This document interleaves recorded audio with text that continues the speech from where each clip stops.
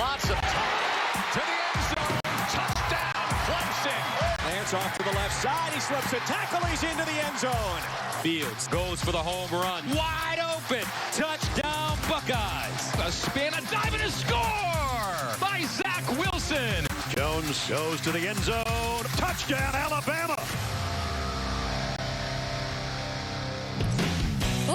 All about Trey Lance and his second pro day. We're discussing all the headlines from the weekend. Welcome to Good Morning Football, and thank you for kicking off your work week with us here at the breakfast table. My name's Kay Adams. Peter Schrager is here. Nate Burleson is here, and Kyle Brandt is here. We're all back together yet again.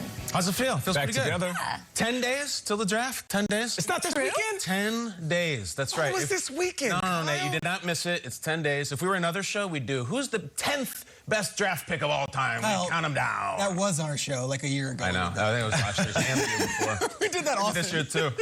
Are you getting packed up to head down there, kiddo? Yeah, I'm getting ready. This whole weekend was spent on the phones, and there's some interesting insights building right now. This is going to be a very cool draft, I think. These quarterbacks make it cool, but I think a lot of teams will be trading, and it won't go as everyone's expecting it to go. Really? It'll never be chalk with the NFL I draft. saw your tweet about the receivers coming off the board at 1, 2, and 3. Who's that number 4 guy? We'll be asking Nate and Kyle and me, I guess, who that should be as we mock drafted out here. Let's go. Mock draft 2.0 will be released on This week. okay, at some point this week. What do you mean? When you get it done? Working on Is it tomorrow or is it Friday? Very fluid. NFL.com/Schrager. Mel gonna help? That's helping, yes. For that, it's time Mel for Schrager. Block. E-block. Happy Monday, everybody. Trey Lance is holding his second collegiate pro day today, and according to our very own Tom Pelissero, the Falcons will be sending 3 different coaches or scouts up to North Dakota State to watch his young quarterback put on a show. So for updates on Trey Lance's pro day, right here on NFL Network, keep it on Path to the Draft. Total Access has you covered all day long. Now, Lance is one of the 5 quarterbacks that we do expect to see come off the board early in the first round of the draft on April 29th. Which quarterback's final destination, though, is the most captivating to you, Kyle? I cannot wait to hear what you guys have to say, because I think it has to be Trey Lance. I think this is the one. Let's just get this straight, because we're 10 days out. Some team with some very smart GM, owner, coach, and everything is going to say, we want the guy who has played 1 football game in the last 16 months. The football game was against Central Arkansas, and he wasn't that sharp in that game. Like, it was actually substandard for him. They're going to take him. And they're going to take him potentially. This is the best part. They're going to say, yes, we want Trey Lance over Justin Fields, maybe over Mac Jones, who, by the way, were last seen playing in something called the national title game against each other. They're going to take that dude. It is so nuts to me, because it's either going to be some absolute maniac team who goes up to like 4 or 3 and is like, we love Lance, or he's going to fall to the back of that top 10, and then it's going to be somebody running in, like New England or Chicago, or we don't know. It's going to be one of the two. And I just think there's so much we don't know that it terrifies me. We're 10 days away. Who the hell is Trey Lance as a person? There's not a lot of information. Couple quick nuggets. Tell me what you guys think. He's a Monopoly champion. That's what he calls himself. Do anything for you? Not a ton. He's afraid of horror movies. Not great. I don't like it. He won't watch a Hereditary. How's he going to beat the Ravens? He eats peanut butter out of the jar. And you know who his quarterback idol was growing up in junior high? This is a very interesting one, especially around draft time. Who?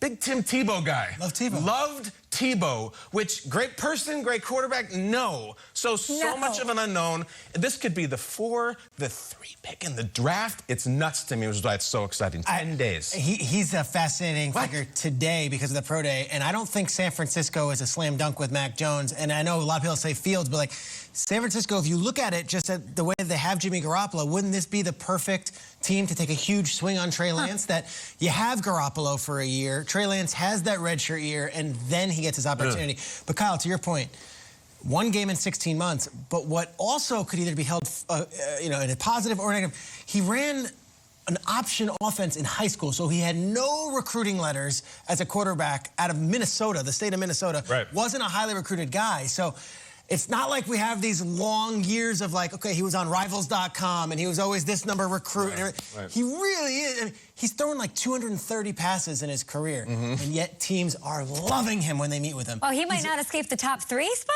There's a chance he goes to San Francisco. He is that big a ceiling, such high regard for what he can be, and an amazing kid. That's the one thing you hear, just an awesome kid, and those North Dakota State players swear by him. So, fascinating prospect, for sure. It's such a mystery. It's hard to figure out, like a jigsaw puzzle.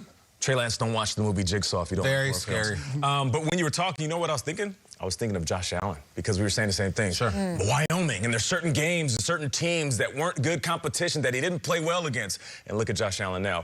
For me, it's Justin Fields. I'm looking at Justin Fields. It's so intriguing because we know that he can throw the ball. We know about the 60-plus pass TDs he had over a couple of seasons. We know about his ability to use his legs. And you mentioned San Francisco. Will San Francisco take a swing at Justin Fields? What was that conversation like when they went to the second pro day? When his school put out that picture of him and Kyle Shanahan? What questions did Kyle Shanahan ask him? And you mentioned Jimmy Garoppolo, and I started to think about the quarterbacks that Kyle Shanahan has had over the last handful of years. Jimmy Garoppolo, all the backups in San Francisco. You go back to Matt Ryan as his quarterback when he was offensive coordinator for the Falcons. Even that short stint when he was coaching Brian Hoyer, and they took a swing at Johnny Manziel. None of these guys were as athletic as Justin Fields. So maybe for the first time in a long time, you have Kyle Shanahan sitting back saying, all right, I know this guy can throw the ball. Maybe even has a stronger, more explosive arm than the quarterback I have now, Jimmy Garoppolo. But for damn sure, this guy is much more athletic. What can he do within this offense that I haven't been able to do in the last 6 years? So that's why this is intriguing to me, because wherever he lands, if it's an offense that you can use movement with, I mean, we know Kyler Murray and Lamar Jackson, Patrick Mahomes, Aaron Rodgers, Russell Wilson.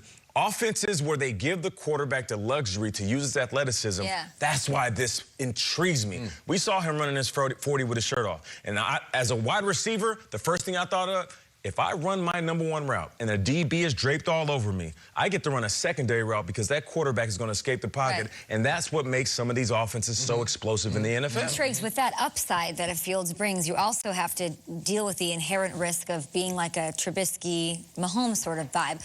Like, how did they get him there? How did they not take him at 3? How did they let him slide?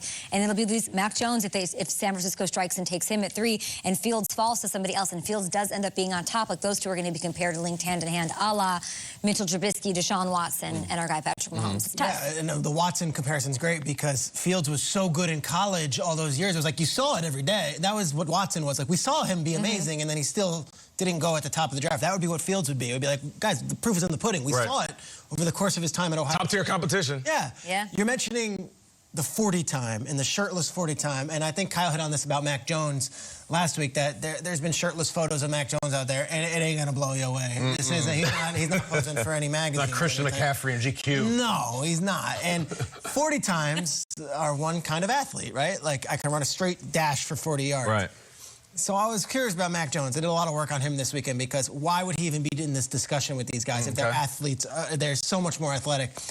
And they're saying that Mac Jones's athleticism is different than a 40-yard dash or sit-ups or push-ups or bench press.